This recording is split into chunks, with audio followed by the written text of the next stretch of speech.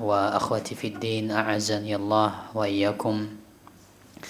Kita masuk ke bab yang berikutnya dari kitab Usulun fi Tafsir karya Syekh Muhammad bin Shalih Al-Utsaimin.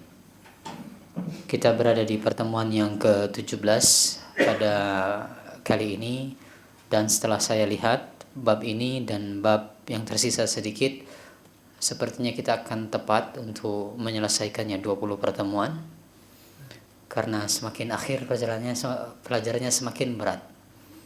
Jadi mungkin saya hanya akan dapat menjelaskan 2 halaman di sini. Ya, cukup berat materi kali ini.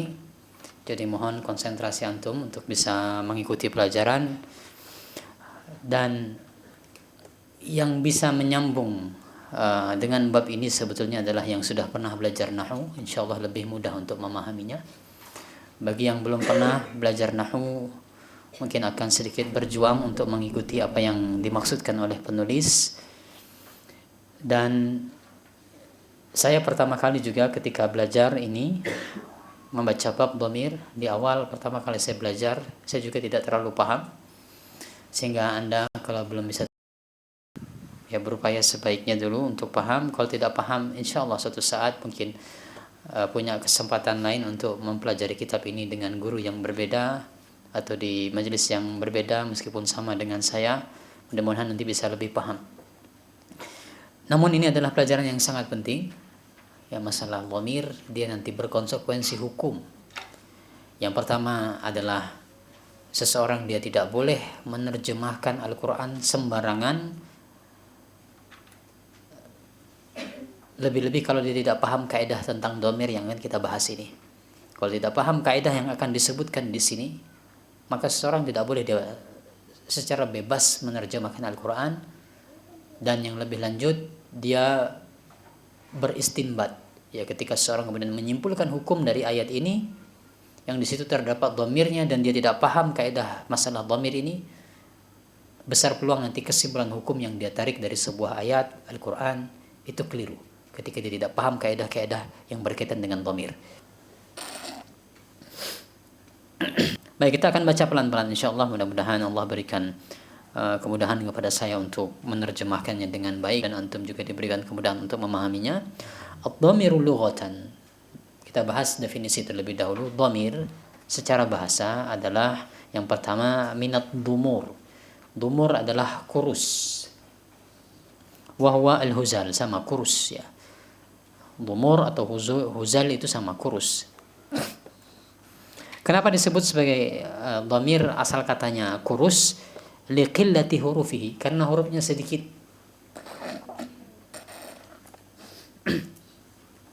Huruf-huruf dhamir itu tidak banyak, dia sedikit. Memang sengaja fungsinya untuk menggantikan ya, jadi dhamir itu kata ganti. Dhamir itu kata ganti. Nah, dia berfungsi sebagai kata ganti, makanya dia dirancang sesingkat mungkin. Dhamir dalam bahasa Arab nanti akan kita lihat, hu, cuma satu kata, hu, menunjukkan dia laki-laki, hu, kurus dia, dalam artian sedikit, huruf-hurufnya itu sedikit. Ya, misalnya Muhammad bin Ismail bin Ibrahim bin Mughirah bin Bardisbah, ini nama lengkap siapa? Muhammad ibn Ismail, Abu Abdullah Muhammad ibn Ismail ibn Ibrahim ibn Bardisbah ibn al-Mughirah al-Bukhari. Sepanjang itu namanya. Antum kalau mau carikan dhamir untuk Ustaz, untuk Imam Bukhari siapa dhamirnya? Hu atau huwa. Sepanjang-panjang itu cukup jadi huwa saja, 2 kata, 2 huruf. Ya. Contohnya dhamir. Atau saya sebutkan saya, Robi, Aziz, Widi, Wifi, Imam, Hadid. Kalau semua saya singkat pakai kata ganti jadinya nahnu. Sebanyak-banyak itu orang dikuruskan menjadi nahnu, hanya 3 huruf saja. Nah, ini kenapa disebut dhamir, berasal dari kata ad-dhumur. Atau contohnya ya yang disebutkan oleh Syekh Utsaimin dalam syarahnya ayat apa itu, innal muslimina wal muslimat wal mu'minina wal mu'minat, itu a'addallahu lahum maghfiratan wa ajran azima. Sebentar saya carikan.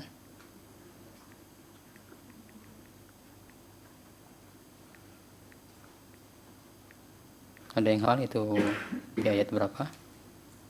Ya, dalam surah Al-Ahzab.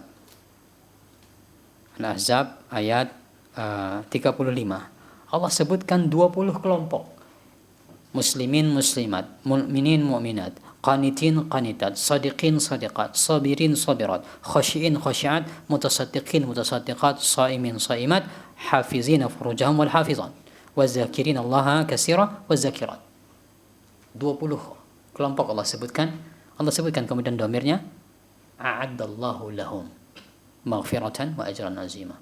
Allah sediakan bagi mereka maghfirah dan ajran azima, ajar ya, pahala yang besar. Ini contohnya. Yang 20 kelompok itu sebanyak-banyak itu diringkas dengan dhamir, dengan kata ganti hanya hum saja, 2 huruf saja. Ini pendapat yang pertama. Pendapat yang kedua mengatakan berasal dari kata idmar. Dhamir itu berasal dari kata idmar. Apa itu idmar? Wa huwa al-ikhfa. Sesuatu yang tersembunyi. Likasrati istitarihi, karena kebanyakan dhamir itu dia tersembunyi. Ketika saya sebutkan dia telah datang, dia itu siapa? Sesuatu yang tersembunyi, perlu penjelasan. Siapa yang dimaksudkan dengan dia? Mereka telah berbuat jahat. Siapa mereka itu? Tertutup. Idmar bermakna dia tertutup. Nah, ini menurut sebagian ulama. Namun ya insyaallah kita baca secara istilah terlebih dahulu ya, supaya lebih mudah memahaminya. Wa fil istilah, dhamir secara istilah adalah ma kunniya bihi ani zahiri ikhtisaran. Sesuatu yang dikiaskan atau dikinayahkan atau dikiaskan sama sesuatu yang dikiaskan dari sesuatu yang zahir, dari perkara yang zahir, ikhtisaran, secara ringkas. Jadi untuk meringkas sesuatu yang zahir, tadi saya sebutkan saya, Adit, Anin, Imam, Wifi dan seterusnya. Ini perkara yang zahir, diikhtisarkan kemudian diringkaskan. Waqil disebutkan juga dalam definisi yang lain, disebutkan ini dalam Alfiyah Ibnu Malik, ma dalla ala hudurin aw ghaibatin la min maddatihima. Sesuatu yang menunjukkan sesuatu yang hadir atau sesuatu yang gaib, sesuatu yang tidak hadir. La min maddatihima, bukan berasal dari akar katanya. Ya, bukan berasal dari akar katanya. Apa itu maddah nanti akan kita lihat contoh-contohnya, insyaallah Anda akan paham. Tapi ya sudah, mudahnya adalah apa itu dhamir, kata ganti sudah. Ya, kata ganti. Dalam bahasa Inggris apa kata ganti?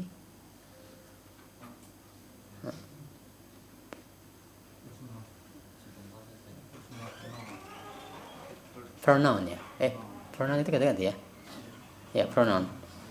Baik, kata ganti intinya kata ganti. Dhamir itu kata ganti sudah. Baik. Nah, kalau kita menggunakan definisi Ibnu Malik tadi dalam Alfiyah Ibnu Malik, definisi dhamir adalah ma dalla ala hudurin aw ghaibatin, yang menunjukkan orang yang hadir, menunjukkan sesuatu yang hadir dan menunjukkan sesuatu yang gaib. Menunjukkan sesuatu yang hadir dan menunjukkan sesuatu yang gaib. Jadi kita akan berputar-putar dulu secara teoritis. Nanti akan banyak contoh-contoh penerapannya, insyaallah nanti faedahnya sangat besar antum ketika paham ini. Jadi mohon bisa bersabar mengikuti landasan teorinya terlebih dahulu.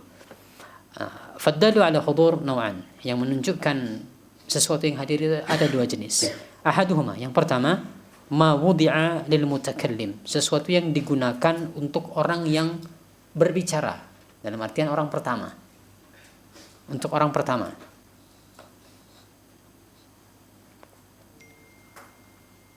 Menunjukkan orang pertama. Orang pertama hadir. Ya, ketika saya berbicara dengan Anda, saya adalah orang pertama. Ya, sudut pandangnya adalah orang kata gantinya adalah pertama, dan saya hadir di situ. Contohnya adalah wa ufawwidu amri ilallah. Aku menyerahkan urusanku kepada Allah. Mana dhamirnya di situ?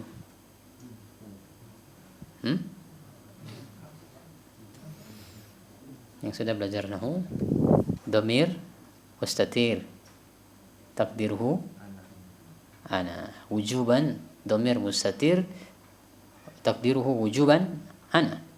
Ya, dhamirnya dia tertutup namun ditetapkan, ditakdirkan berdasarkan wazan yang digunakan ufawwidu, dhamirnya adalah ana, saya.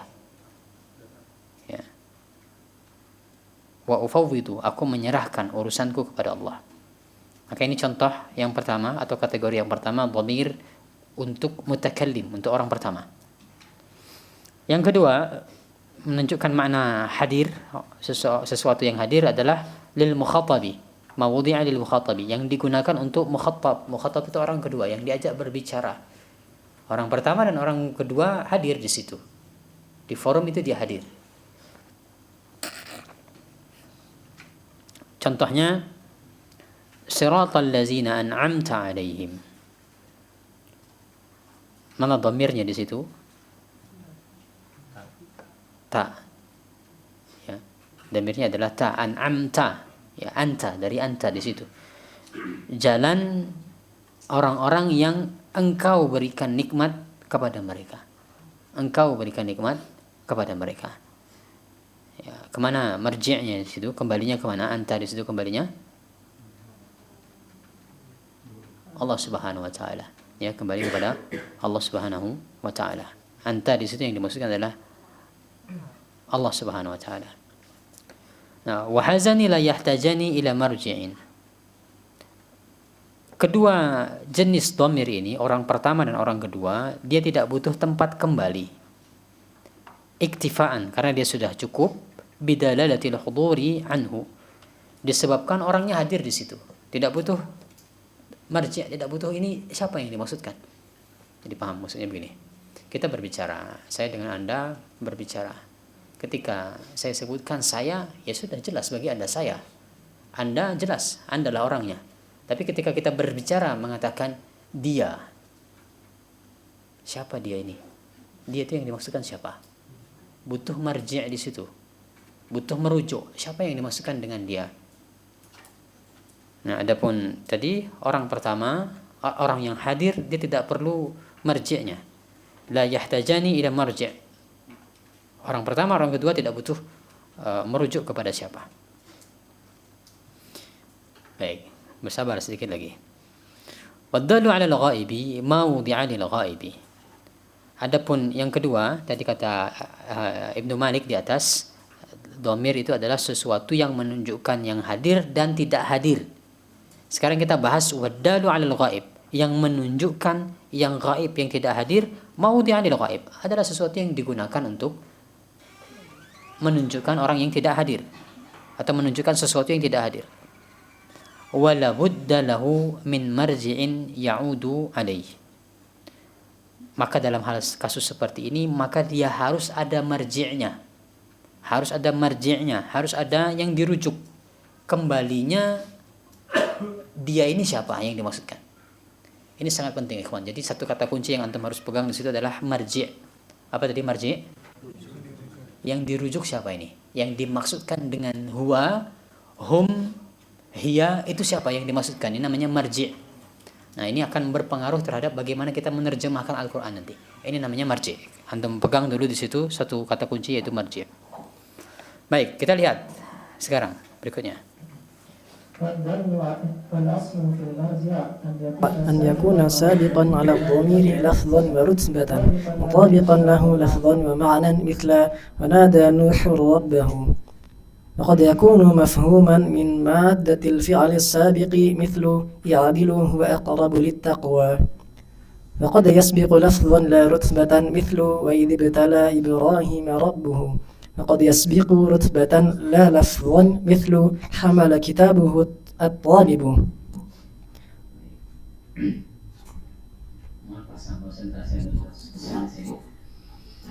Kita lihat kata penulis wal aslu fi marji ay yakuna sabiqan ala dhamir lafdhan wa rutbatan.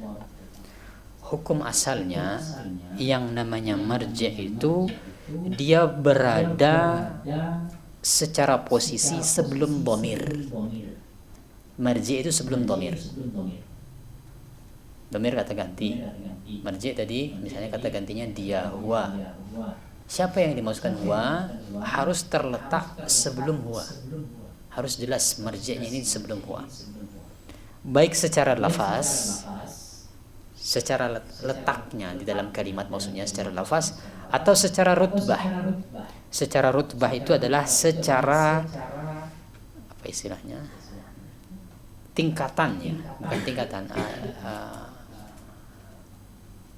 apa, susunan subjek, predikat, objek itu namanya apa? Ya, tapi istilahnya itu apa? Inilah terjemah rutbah itu. Ya, secara grammar lah ya. Nah, secara grammar dia harus sebelum. Jadi marji itu harus berada secara grammar sebelum dhamir. Mutabiqan lahu lafzan wa ma'nan. Maknanya harus berkecocokan secara lafaz dan secara makna. Ya, sorry. Dhamir itu dan marji'nya harus berkecocokan secara lafaz dan secara makna. Ini kaidah asal. Jadi di sini sebetulnya ya saya berangan-angan seandainya Syekh Muhammad bin Shalih Al-Utsaimin membuatkan kaidah 1, 2, 3, 4 itu lebih baik di sini sebetulnya. Ini kaidah pertama sebetulnya.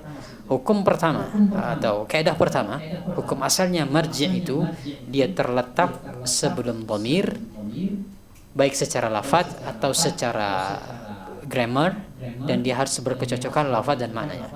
Kita lihat contoh-contohnya. Contoh di situ dalam surah Hud. Wa nada Nuhun rabbahu. Kita mulai dari yang paling mudah. Mana dhamirnya? Dhamir di situ mana? Hu. Paling akhir itu adalah dhamir. Baik. Marji'nya mana? Secara bahasa saya terjemahkan dulu. Nuh menyeru Rabbnya. Nuh menyeru Rabbnya. Dhamirnya kalau bahasa Indonesia dari nya. Kalau dalam bahasa Arabnya adalah hu. Marji'nya di mana di situ? Marji'nya adalah Nuh. Hu ini siapa? Itulah dia Nuh. Baik. Sehingga secara lafaz sudah betul. Marji' sebelum dhamir sudah betul. Ya, bisa Anda melihat posisi Nuh kan sebelum hu. Ya, posisi Nuh sebelum hu. Secara rutbah tadi, secara grammar harus sebelum dhamir juga. Coba kita lihat di situ. I'rab. Nada di situ apa? Ada fi'il, fa'il atau apa? Nada fi'il, fi'il mudhari'. Nuh di situ sebagai apa? Kenapa dia marfu? Sebagai fa'il. Rabbahu, kenapa rabba mansub? Sebagai maf'ul. Fi'il, fa'il, maf'ul. Sudah betul. Secara grammar pada asalnya seperti ini. Kita berbicara bahasa Indonesia seperti itu, orang Arab pun seperti itu. Fi'il, fa'il, maf'ul, baru hadir dhamir di belakangnya. Secara urutan dia harus betul seperti itu. Mutabiqan lahu lafzan, harus berkecocokan secara makna. Tadi yang digunakan adalah hu. Hu itu sudah betul merujuk satu orang laki-laki menggunakan dhamirnya hu secara lafaz. Secara makna pun betul. Yang dimaksudkan hu di situ adalah Nuh. Yang dimaksudkan di situ adalah Nuh. Yang nanti akan kita lihat contohnya. Contoh-contoh lainnya.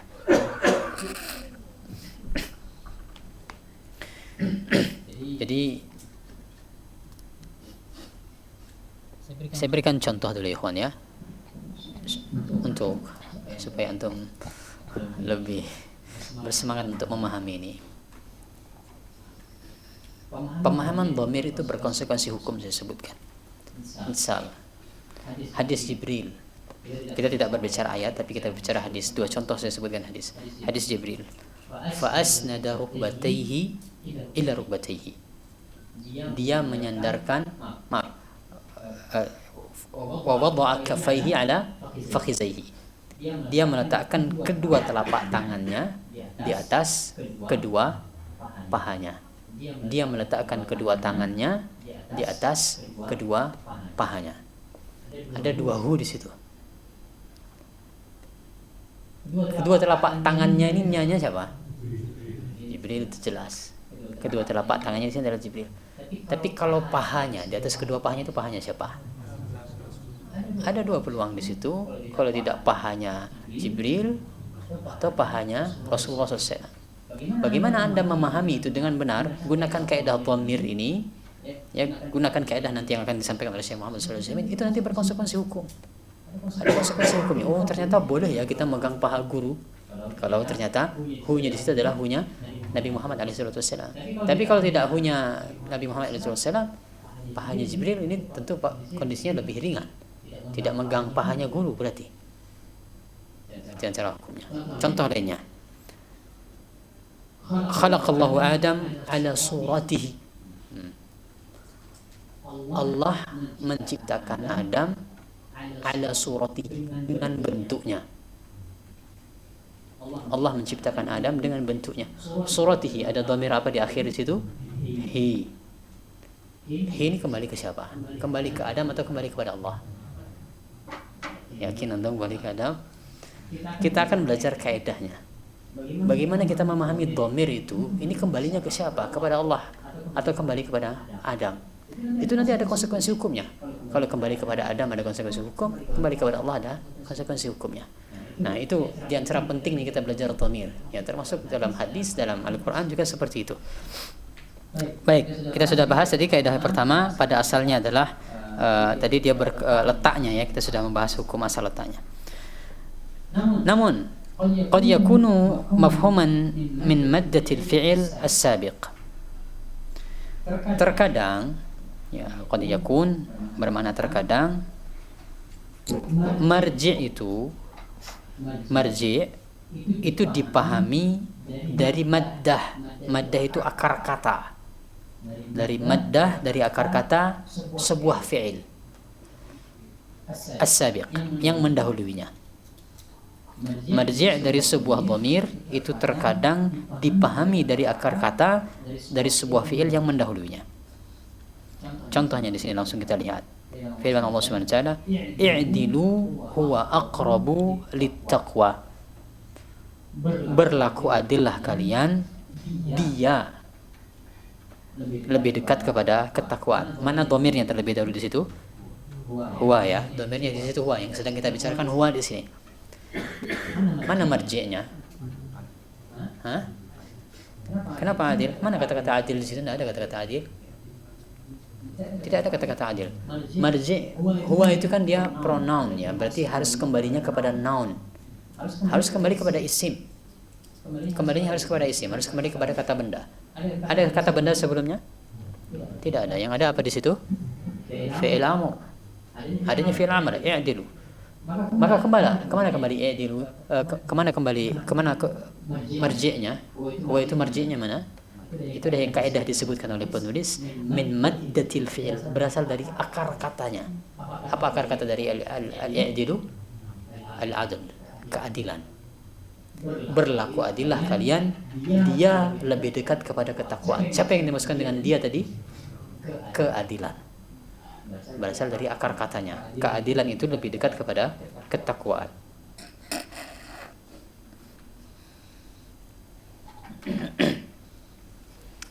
Baik, kemudian waqad yasbiqu lafzan la rutbatan. Terkadang marji' itu, jadi kita ini masih berbicara tentang marji' ya. Waqad yasbiqu, dhamirnya berarti huwa itu kembali kepada marji'. Terkadang marji' itu dia hanya mendahului dhamir secara lafaz, namun tidak secara urutan. Dia hanya mendahului secara lafaz, tidak secara urutan. Contohnya di sini. Wa izib sada Ibrahim rabbuhu. Baik.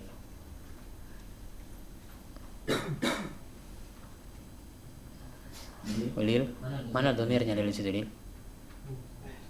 Hu. Baik. Dhamirnya adalah hu di akhir. Sekarang pertanyaannya, marji'nya mana? Nadif. Ibrahim. Marji'nya mana? Kemana hu itu merujuk? Ibrahim. Betul. Marji'nya adalah Ibrahim. Sehingga secara lafaz ini sudah benar. Tadi ya kaidahnya ingat. Marji' dia harus berada sebelum dhamir. Sudah betul belum? Ibrahim letaknya sebelum hu? Sudah betul. Tapi ini menyalahi kaidah rutbah tadi, menyalahi kaidah grammarnya. Apa salahnya? Wa izibtala fi'il di situ. Ibrahim mansub sebagai apa di situ? Ibrahim mansub sebagai maf'ul. Ya, sebagai maf'ul. Fa'ilnya mana? Rabbuhu. Lihat, fa'il diakhirkan. Maf'ul diawalkan. Tapi tetap secara posisi dia dhamir itu datang setelah marji'nya. Marji' sebelum dhamir. Ya, tidak bisa dalam kasus ini contoh yang salah misalnya wa iz ibtala rabbuhu Ibrahima. Apa salahnya di situ?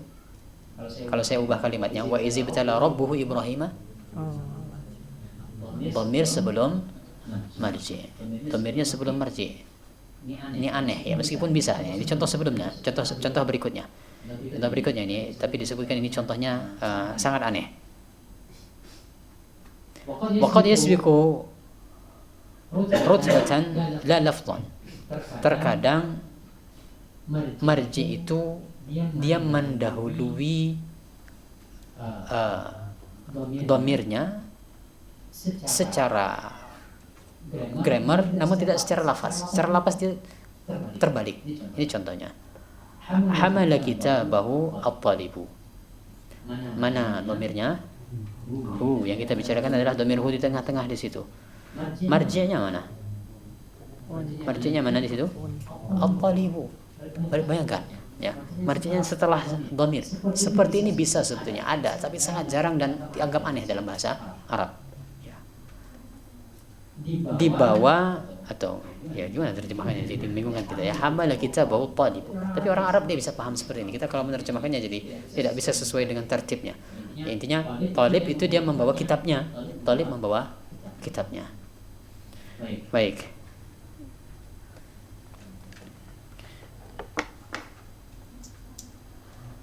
Baik, kita baca dulu. Nanti kan kita lihat contoh-contoh lainnya.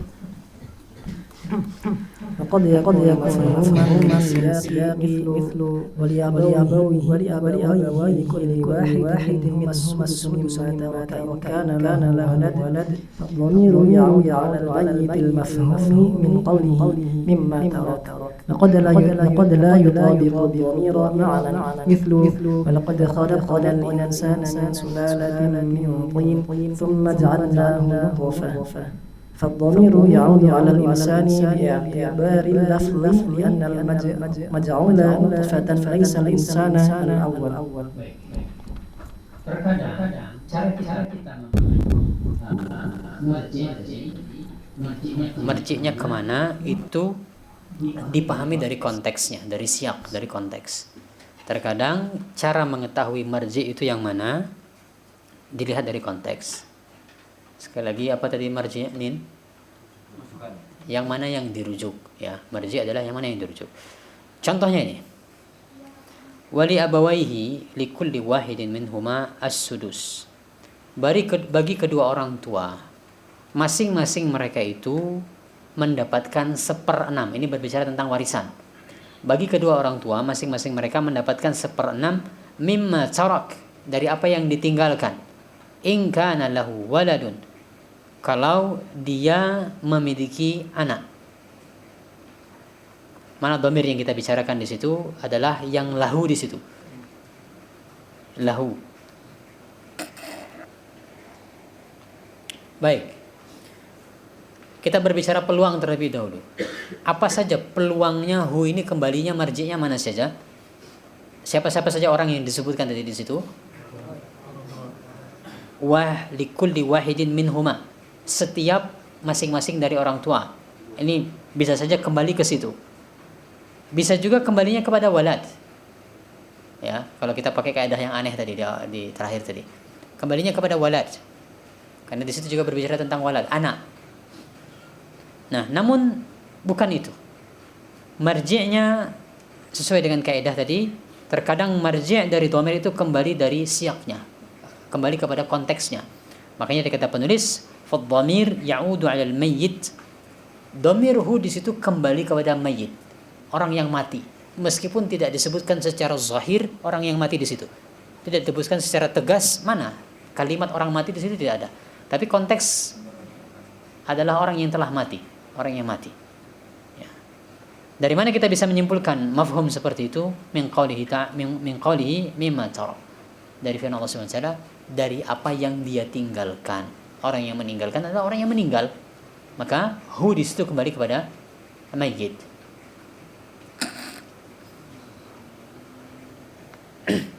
Baik, ini yang agak sulit memahaminya.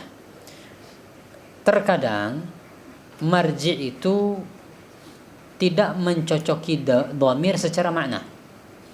Secara makna dia tidak sinkron, meskipun secara lafaz dia sinkron. Contohnya, walaqad khalaqnal insan min sulalatin min tin. Sungguh kami telah menciptakan manusia dari sulalah, yaitu dari saripati tanah.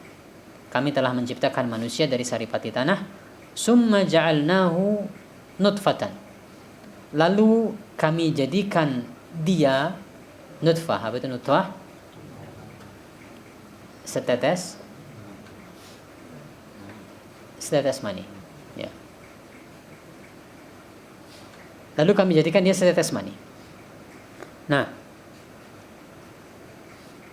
yang kita bicarakan di situ adalah ja'alnahu, kami jadikan dia. Hu di situ siapa? Fad-dhamir ya'udu 'ala al-insan. Marji'nya adalah insan tadi. Dhamir hu kembali kepada insan. Bi'tibari lafzi. Kalau kita mempertimbangkan secara lafaz, hu di situ adalah insan. Li'anna al-maj'ul nutfatan laysa al-insan al-awwal. Karena yang dijadikan nutfah itu bukanlah manusia yang pertama. Paham untuk maksudnya? Jadi gini, yang Allah bicarakan itu adalah, ini kan Adam di awalnya, yang diciptakan dari saripati tanah itu adalah Adam alaihissalam. Yang diciptakan Allah dari saripati tanah itu adalah pertama kali penciptaan manusia, maksudnya penciptaan manusia pertama kali dari tanah. Nah, tapi di sini kemudian yang dimasukkan hu di situ adalah manusia seluruhnya. Ya, summa ja'alnahu nutfatan. Di situ berbicara tentang manusia seluruhnya. Sehingga secara lafaz dia berkecocokan, tapi secara makna dia tidak sinkron. Yang dimasukkan itu sebenarnya adalah, yang dibicarakan sebenarnya adalah Adam. Di situ. Baik. Ini kayaknya seru kalau dijadikan evaluasi akhir nanti, soalnya dari sini saja ya, kita perbanyak nanti. Nanti di pertemuan 20 kita akan ada evaluasi insyaallah. Baik, ini yang unik juga. Ini kaidah berikutnya kita baca. Jadi nah ini antum sudah berapa kaidah sebetulnya. Jadi saya sebutkan, kalau antum bisa nomori sendiri, ini kaidah 1, kaidah 2, kaidah 3. Kita baca kaidah berikutnya. إذا كان المرجع صالحا للمفرد والجمع جاز عون الضمير عليه بأحدهما مثل ومن يؤمن بالله ويعمل صالحا يدخله جنة تجري من تحتها الأنهار خالدين فيها أبدا قد أحسن الله له رزقا. Kalau marji' itu salihan, dia cocok untuk makna mufrad dan makna jama'. Saya ulangi, kalau marji'nya yang dirujuk tadi dia cocok maknanya adalah mufrad dan jama', jaza 'adud dhamir 'alaihi bi ahadihima. Dhamir itu boleh dikembalikan dalam bentuk entah itu mufrad atau jama', salah satunya boleh. Yang manapun digunakan boleh. Kalau marji'nya berhak untuk dikatakan ini bisa mufrad, ini bisa jama'. Contohnya, wa may yu'min billah, barang siapa yang dia beriman kepada Allah, wa ya'mal salihan, dan dia beramal saleh, yudkhilhu, Allah akan memasukkannya jannat, ke dalam surga, tajri min tahtihal anhar, mengalir di bawah-bawah surga itu sungai-sungai, khalidina fiha abadan, mereka kekal di dalamnya selama-lamanya. Qad ahsanallahu lahu rizqa, sungguh Allah telah memberikan rezeki yang bagus kepadanya. Lihat, ada 3 domir yang kita bicarakan di situ. Coba untuk perhatikan. Yang pertama adalah yudkhilhu. Ada domir hu di situ. Di situ mufrad atau jamak? Mufrad. Ya, mufrad, tunggal, hu. Kemudian yang kita bicarakan yang kedua adalah khalidina. Mufrad atau jamak di situ? Jamak. Berubah jadi jamak. Mereka kekal di dalamnya. Mereka kekal di dalamnya, berubah jadi jamak. Baru dilanjutannya lagi ahsanallahu lahu. Mufrad atau jamak di situ? Mufrad. Ya, berpindah. Mufrad, pindah jamak, pindah lagi mufrad. Mana marji'nya di situ? Marji'nya adalah man, barang siapa. Dalam kaidah nahwu, man itu bisa bermakna mufrad, bisa bermakna jamak. Barang siapa di situ bisa barang siapa satu orang, bisa barang siapa banyak orang.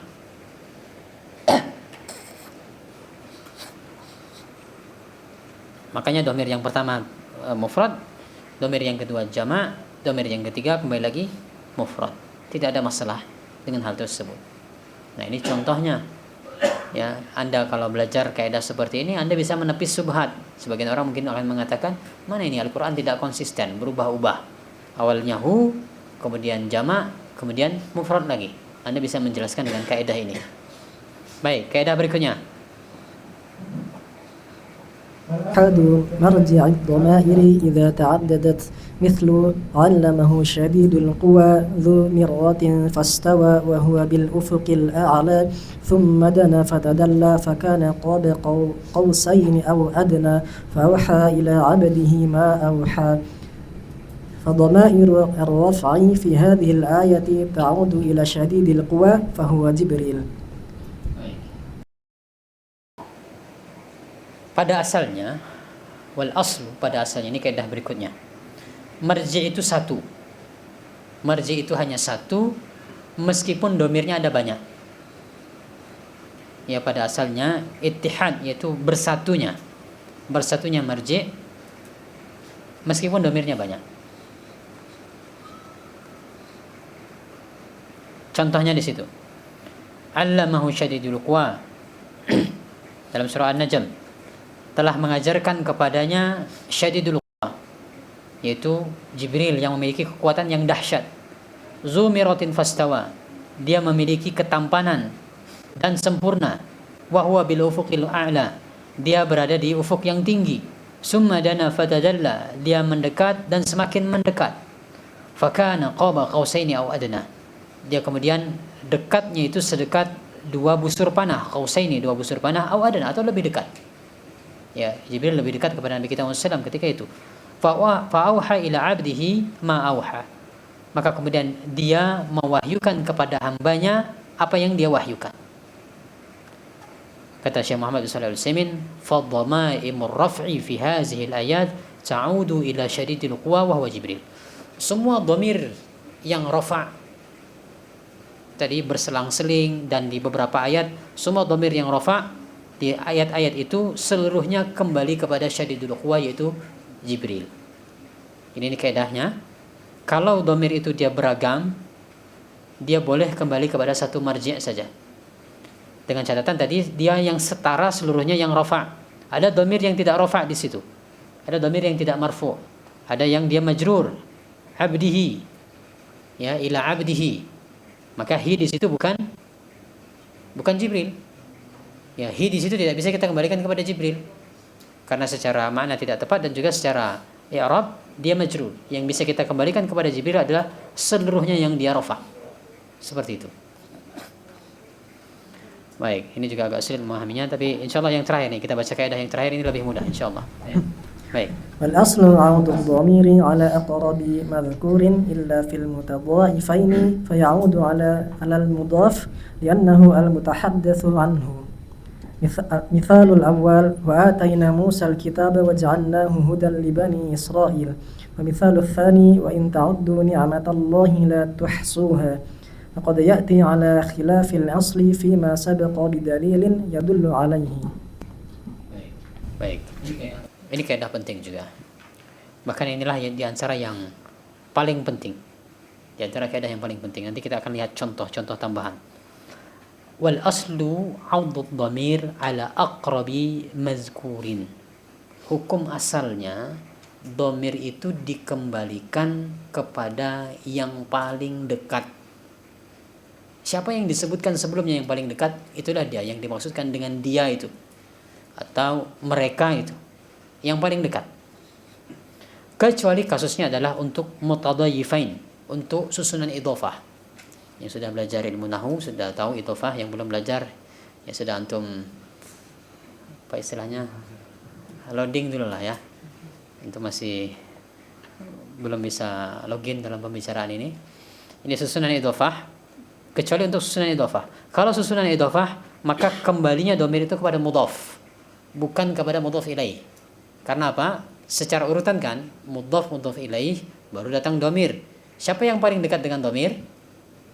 Harusnya mudhaf ilaih. Secara kaidah kembali kepada yang dekat, harusnya kembali kepada mudhaf ilaih. Tapi kalau dia susunan idhofah, kembalinya hanya kepada mudhaf saja, bukan mudhaf ilaih.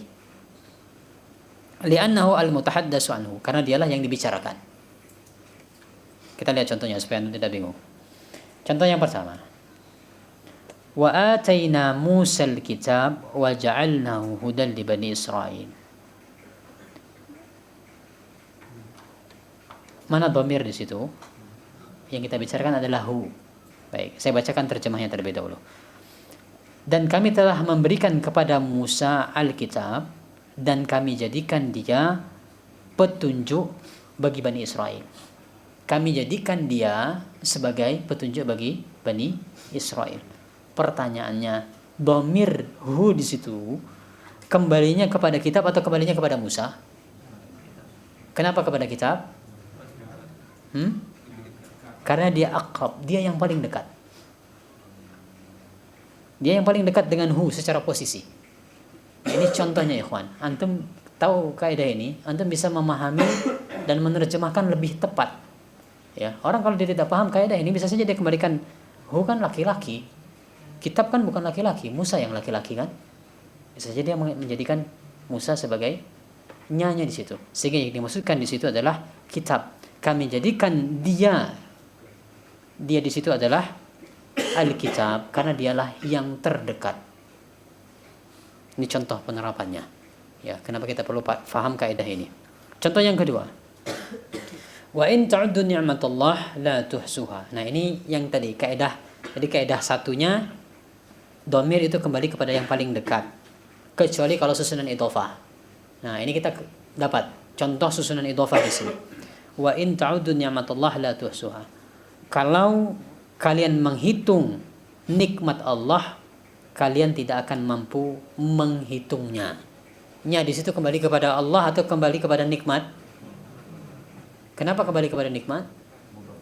Statusnya adalah mudhaf.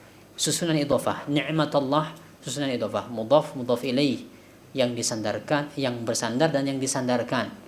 Nah, kalau susunan idhofah, maka dhamir itu kembali kepada mudhafnya, bukan kepada mudhaf ilaih. Meskipun mudhaf ilaih dia lebih dekat. Ini contohnya. Nah, wa qad ya'ti 'ala khilafil asl fi ma sabaqa bi dalilin yadullu alaihi. Ada lagi pengecualian di sini. Bisa jadi kemudian terkadang menyelisih hukum asal tadi. Hukum asalnya adalah yang terdekat. Namun tidak seperti itu kesimpulannya. Bidalilin yadullu alaih. Ketika ada dalil yang menguatkan kesimpulan tersebut. Nah, kita kembali tadi ke contoh yang saya sebutkan di awal.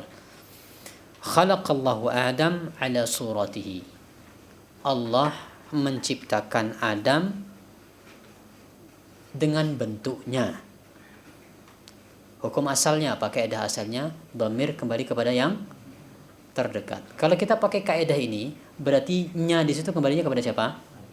Kembali kepada Adam. Kalau kita pakai kaidah ini, Allah menciptakan Adam dengan bentuknya. Nya kembali kepada Adam kalau kita pakai kaidah tadi, hukum asal. Tapi hukum asal ini kata Syekh bisa tidak kita pakai kalau ada dalil yang menunjukkan sebaliknya. Dan ternyata ada dalil yang menunjukkan sebaliknya. Terdapat riwayat lain yang menggunakan lafaz ala suratir rahman. Khalaqallahu Adam ala suratir rahman. Allah menciptakan Adam dengan bentuk Ar-Rahman. Maka di situ dalam hadis pertama kembalinya adalah kepada Allah Subhanahu wa taala. Marji'nya adalah Allah Subhanahu wa taala karena terdapat dalil. Seandainya tidak ada dalil tadi, sahih kalau kita katakan ini kembali kepada Adam. Sehingga Allah menciptakan Adam sesuai dengan bentuknya, yaitu bentuk Ar-Rahman. Ya, bukan di sini tempat kita membahas apa maksudnya. Banyak artikel yang sudah menjelaskan maksud Allah menciptakan Adam sesuai dengan bentuk Allah itu apa. Sudah banyak pembahasannya, bukan menunjukkan tashbih atau bukan menyebutkan Allah memiliki jisim, tapi ada penjelasan di situ. Namun ini contohnya, ya, bahwasanya di antara pentingnya kita belajar kaidah dhamir ini ada konsekuensi hukumnya. Baik, masih ada waktu tersisa. Saya mengajak antum untuk melihat contoh lainnya yang kemarin sudah saya bacakan. Silakan buka surah Maryam di mushaf atau di HP antum, di aplikasi Al-Quran. Silakan buka surah Maryam di ayat 24. Maryam ayat 24.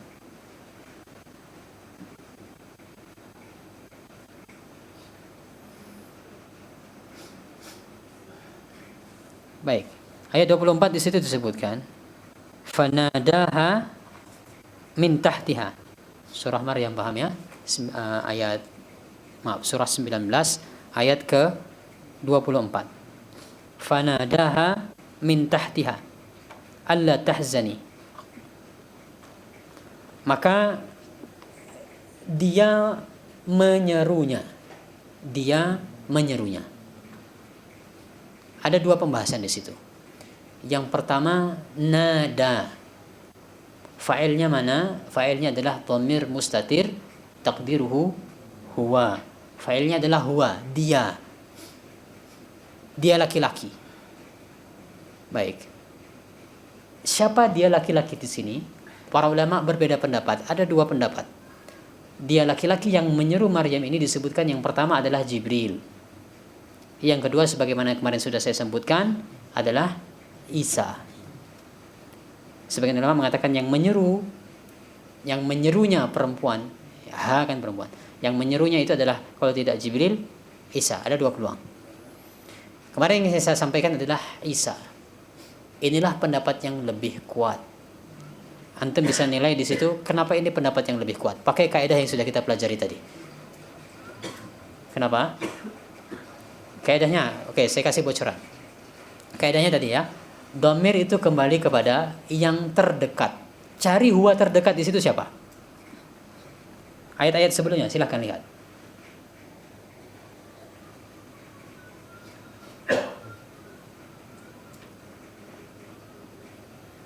Huwa terdekat di situ siapa?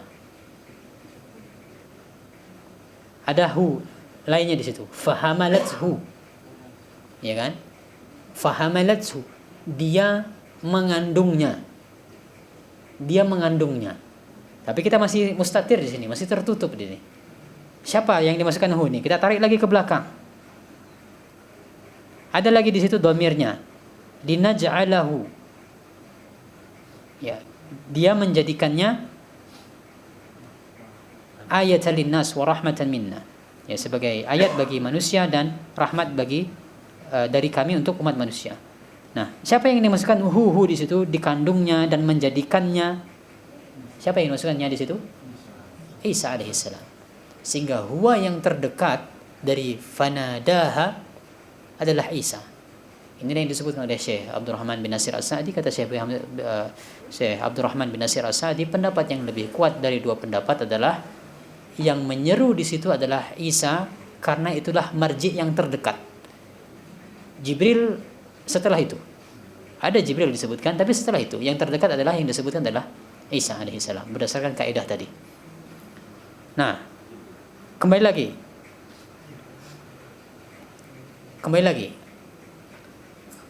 Apa antum cek terjemah? Kalau terjemah siapa? Jibril atau Isa? Jibril. Ya, memang ada dua pendapat, tapi wallahu alam berdasarkan kata Syekh Sa'di yang lebih kuat adalah Isa. Nah, kita kembali lagi. Fanadaha. Ada kalimat ha di situ. Ada dhamir ha. Ha perempuan. Kemana marji'nya di situ? Siapa yang terdekat? Atau ayat sebelumnya? Coba Anda melihat. Yang mu'annas di ayat sebelumnya ada berapa? Yang mu'annas ada berapa? Pertanyaan saya. Ada 2 kan? Ada nakhlah, ya kan? Jiz'in nakhlah mu'annas. Lalu ada juga Maryam yang dia berkata qalat ya laitani mittu qabla hadza. Ada 2 di situ mu'annasnya. Bisa nakhlah, bisa Maryam. Maka fanadaha. Maka dia menyerunya. Bisa saja orang mengatakan yang diseru di situ bukan Maryam tapi pohon kurma yang diseru. Bisa seperti itu secara lafaz cocok. Secara lafaz cocok karena sama-sama muannas ha. Tapi ini menyalahi kaidah hukum asal tadi adalah dhamir itu dikembalikan kepada yang terdekat. Siapa yang terdekat? Maryam. Maryam yang mengatakan qalat ya laitani mittu qabla hadza. Seandainya aku mati saja sebelum ini. Nah, kembali hukum asalnya adalah dhamir itu dikembalikan kepada yang terdekat. Ini diantara contohnya, ikhwan. Ya memang sulit kita untuk memahaminya, tapi antum kalau sudah bisa ketemu pola, mengikuti polanya, ini akan membukakan pintu-pintu dan perbendaharaan ilmu yang luar biasa bagi kita. Dan itulah yang dilakukan oleh para ulama di dalam kitab-kitab tafsir mereka. Demikian yang kita bahas, ya hanya kita dapat 2 halaman, insyaallah besok ini juga masih agak butuh konsentrasi, ya jangan kabur besok ya. Al-izhar fi mawdi'il inmar ini cukup perlu pemikiran juga, namun faedahnya insyaallah cukup banyak.